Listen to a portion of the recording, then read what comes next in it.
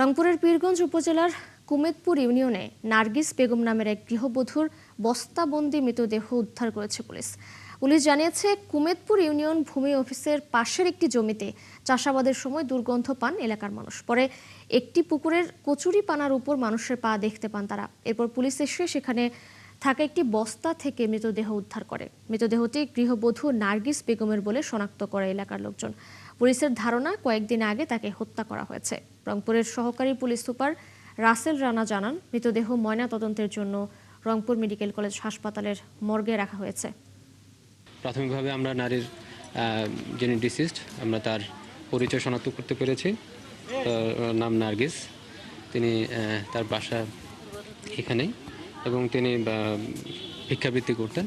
প্রশাসনে যেটা করতে পারে বা সেটাই করবে। গত ভাই ফোন দিল, বলে তোর বোন মারা গেছি, পানার তলে ডুবিয়ে আছে, তাড়াতাড়ি আয়।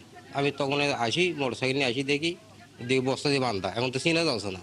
যারা মনে করে নারী নির্যাতন করে তাদেরকে জন্য কঠিন শাস্তি দেওয়া উচিত, যারা এরকম এই দুর্ঘটনাটা ঘটায়।